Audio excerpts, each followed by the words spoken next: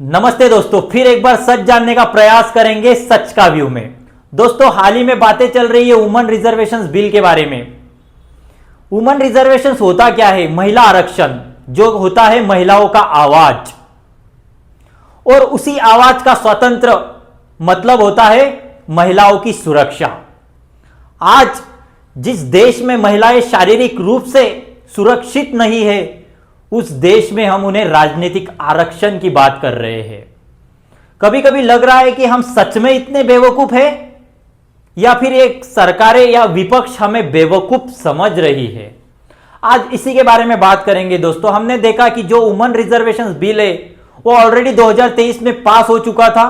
उसे इंप्लीमेंट करने के लिए गवर्नमेंट डिलिमिटेशन बिल लेकर आती है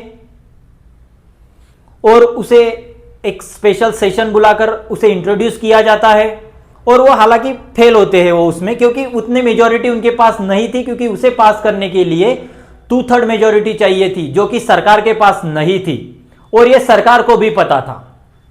ये सारी चीजों तक तो ठीक था, ये तो एक प्रक्रिया का भाग है, क्योंकि जिस तरीके से हमारी पॉपुलेशन बढ़ रही है, अलग अलग तरीके का डिस्क्रिमिनेशन एमपीज में है, क्योंकि कहीं पे 15 लाख के अगेंस्ट में एक एमपी है, कहीं पे 10 और कहीं पे 25 लाख लोगों के अगेंस्ट में एक एमपी चुनकर आता है। तो इस तरीके का जो बातें हैं उसको कहीं ना कहीं चेंजेस होनी चाहिए, क्योंकि जो 1917 की पॉपुलेशन थी वो आज कहीं ना कहीं चेंजेस है। यहां तक तो सारी बातें ठीक है, जो चल रहा था वो ठीक है, लेकिन जिस तरीके की राजनीति आज विपक्ष और सरकारें कर रही है, जिस तरीके के तर्क हमें दिए जा रहे हैं, तो हमने सोचा क्यों ना एक भारतीय होने के हैसियत से हम आपको कुछ सच्चाई आपके सामने रखो। क्योंकि जिस तरीके से हमारे भारत में जहां पर महिलाएं शारीरिक रूप से अनसेफ महसूस करती है दोस्तों, जो रिपोर्ट बताती है 83% महिलाएं, जो कि सेफ्टी पिन रिपोर्ट के मुताबिक 83% महिलाएं अनसेफ फील करती है पब्लिक प्लेस में भारत में। हर 51 केसेस दर्ज हो रही है पर 1 आवर के अगेंस्ट में। मतलब महिलाओं के क्राइम के जो चीजें हैं वो हर एक घंटे में 51 केसेस दर्ज हो रही है। किस महिला रिजर्वेशंस की बात हम कर रहे हैं? जहां पर महिलाओं की सेफ्टी की बात इंपॉर्टेंट से, हम जहां पर महिलाएं को सेफ्टी नहीं दे सकते, महिलाओं को सुरक्षित नहीं रख सकते। आज सिटी बस से लेके तो लोकल तक, ट्रेन तक, हर जगह पर महिलाएं सेफ नहीं है। उस कंट्री में आज हम महिला रिजर्वेशन की बात कर रहे हैं, और हमें तर्क दिया जा रहा है कि इसमें नीतियों में सुधार आएगा, दृष्टिकोण बदलेगा, संवेदनशीलता बढ़ेगी, अलग अलग तरीके के इंप्लीमेंटेशन बढ़ेंगे। क्यों? क्या अब तक भारत में कोई लॉ महिलाओं के लिए बने नहीं है? दिक्कत यह है कि उसे इंप्लीमेंट करते आपको नहीं आ रहा है। आज जो कानून बने हुए हैं भारत में, उसे इंप्लीमेंट करने में आप कहीं ना कहीं फेल हो रहे हो। तो 33% महिलाएं संसद में आने से क्या वो इंप्लीमेंटेशन बढ़ जाएगा? क्या उनकी आवाज आप सुन पाओगे? आज हम सिचुएशन देख रहे हैं, जो महिलाएं संसद में हैं वो किस तरीके से दबाव में काम कर रही है। कहीं राज्य में आपने देखा है जहां पर महिलाओं के साथ दुष्कर्म होता है, उस राज्य में सरकार के पक्ष वाली महिलाएं कभी रास्ते पे उतरती है? कभी नहीं उतरेगी दोस्तों। क्यों? कि वो दबाव में काम कर रही है। आज तक मैंने महिलाओं के लिए आवाज उठाते कोई सत्ताधारी के अगेंस्ट में जाके उसी पार्टी के महिलाओं को मैंने आज तक कभी देखा नहीं है आवाज उठाते हुए। तो 33% महिलाएं आकर भी क्या करेगी? अगर आपको महिला सशक्तिकरण करना ही है तो महिलाओं की सेफ्टी बढ़ाइए, महिलाओं के लिए इस तरीके के कानून लाइए कि रात को 2 बजे भी महिला अगर चाहे तो घूम सके। मगर आज ये मेरे भारत में ऐसे होते नहीं दिख रहा है। हर जगह पर सीसीटीवी वगैरह है, लेकिन राजधानी में 2026 में पहले 15 दिनों में 500 महिलाएं गायब हो रही है। इसकी जिम्मेदारी कौन लेगा? सिर्फ महिला रिजर्वेशन बिल पास न होने से देश की माफी मांगने के लिए आप सामने आ रहे हो, लेकिन आज मेरे मणिपुर के महिलाओं के साथ क्या हुआ था, अलग अलग राज्य में अलग अलग तरीके के दुष्कर्म महिलाओं के साथ हुआ था, तो उसके लिए माफी कौन मांगेगा? ये भी तो सवाल है। मैं कोई सत्ता और विपक्ष की बात रखने नहीं आया हूं, लेकिन एक हकीकत आपके सामने रखने आया हूं कि जिस देश में महिला सुरक्षित नहीं है, जो शारीरिक रूप से सुरक्षित नहीं है, उसे राजनीतिक आरक्षण देकर क्या हासिल कर लोगे। आज हम देख रहे हैं कि महिलाएं कौन सी संसद में हैं, जिनकी पार्श्वभूमि एक राजनीतिक परिवार से आती है, वही महिलाएं आज वहां पर बैठी है। और अगर कोई महिलाएं अलग होंगी तो उनकी ग्लैमरस की वजह से होंगी। थोड़ा गलत वर्ड हो सकता है, मगर अगर उनकी पॉपुलैरिटी भारत में है तो वही महिलाएं वहां पर बैठी है। लेकिन कोई एजुकेशन लेकर उनके दम पर महिलाएं बहुत कम आपको दिखेंगी।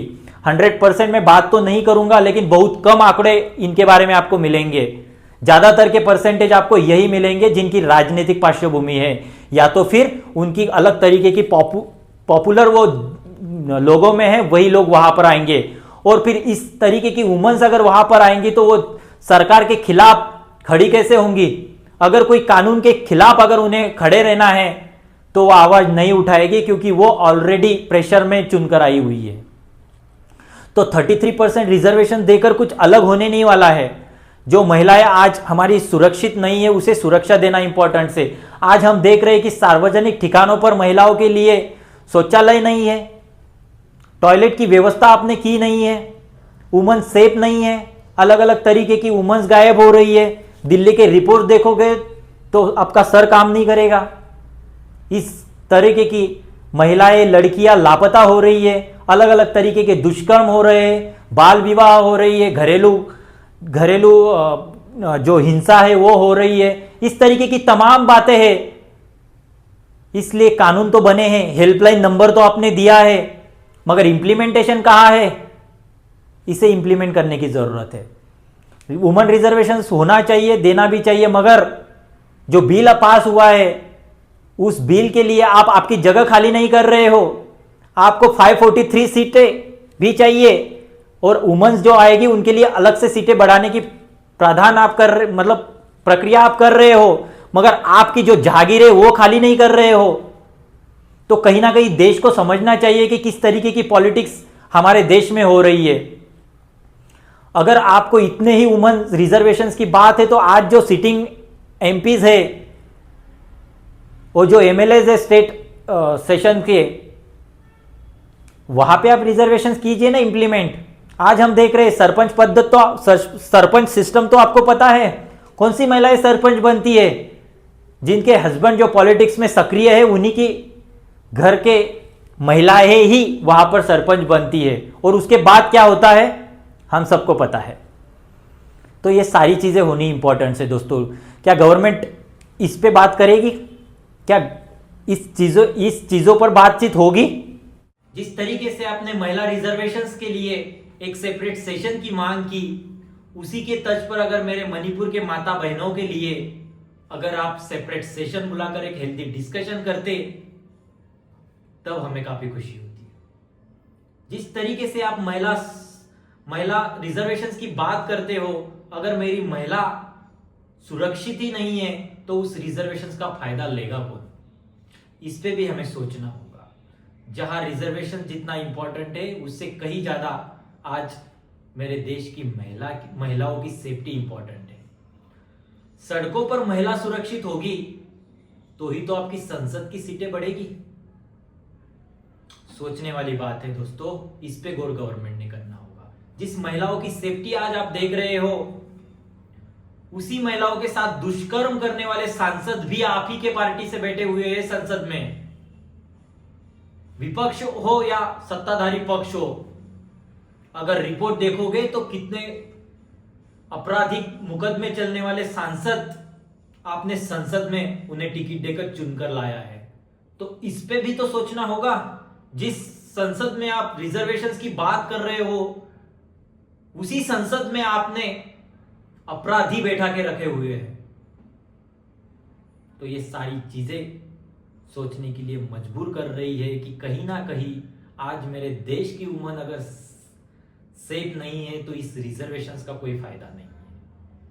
माना कि रिजर्वेशन मोस्ट इंपॉर्टेंट है, मगर उससे कहीं ज्यादा इंपॉर्टेंट है आज मेरे देश की महिलाओं की सेफ्टी, उनकी सुरक्षा, उनके लिए लगने वाली फैसिलिटीज। संसद के सीटें बढ़ने से रास्तों की सुरक्षा बढ़ेगी? इसके बारे में कौन बात करेगा? जिस तरीके से वुमन रास्तों पर उतरती है तो वो वैसे ही फील करनी चाहिए जैसे कि हमारे पुरुष सेफ फील करते हैं। इस तरीके के लॉ एंड ऑर्डर हमारे देश में होने चाहिए। लॉ बनाने से होता नहीं है, लॉ इंप्लीमेंट करने की जरूरत है। इंप्लीमेंटेशन कहीं ना कहीं इंपॉर्टेंट है। डिले इन जस्टिस जो हो रहा है उस पर ध्यान देने की जरूरत है। और जिस तरीके से सत्ताधारी पार्टियां अलग अलग तरीके के रास्तों पर मार्च निकाल रही है, अलग अलग रैलियां निकाल रही है विपक्ष के खिलाफ, थोड़ा तो आपको दिमाग चाहिए। जिस रैलियां आप निकाल रहे हो, 2-2, 3-3 घंटे लोगों को रास्तों पर वेटिंग करनी पड़ रही है, ट्रैफिक जाम हो रही है, लॉ एंड ऑर्डर की धज्जियां उड़ रही है, और किस रिजर्वेशंस के बारे में आप रैलियां निकाल रहे हो? कहीं ना कहीं इस पे भी तो गौर करना चाहिए। अगर आप रैलियां निकाल रहे हो तो किस ढंग से निकालनी चाहिए, किस तरीके से निकालनी चाहिए। और आपके अलग अलग तरीके के राज्यों में आपके जो मिनिस्टर्स है वो रास्तों पर उतरकर रैलियों को ये कंडक्ट कर रहे हैं, मगर उन्हें इतना नहीं समझ रहा है। जिस तरीके से मुंबई में कल हमने 2 दिन पहले हमने जो वीडियो देखा, मैदान में जाके बोलिए ट्रैफिक को रोकते नहीं, okay? Get out of here, get out of here. उस तरीके का स्वतंत्र महिलाओं को चाहिए। और शुक्र है, आशा करते हैं कि जो महिला सरकार के खिलाफ आवाज उठाई थी वो सुरक्षित होंगी, उसे उतनी ही सुरक्षा मिलेगी जितना कि आम नागरिक को मिलेगी। लेकिन ऐसा नहीं होना चाहिए कि जिस महिला ने आवाज उठाई कल को पता चले कि उस महिला के खिलाफ ईडी की रेड आ जाए।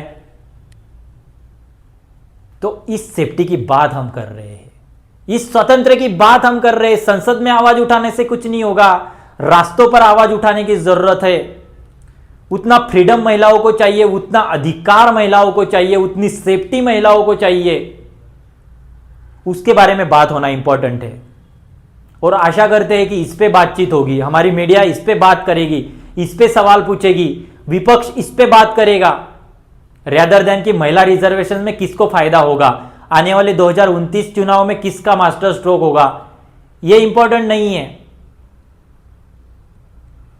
इंपॉर्टेंट है महिलाओं की सेफ्टी। इस देश में महिला सेफ्टी इंपॉर्टेंट है दोस्तों।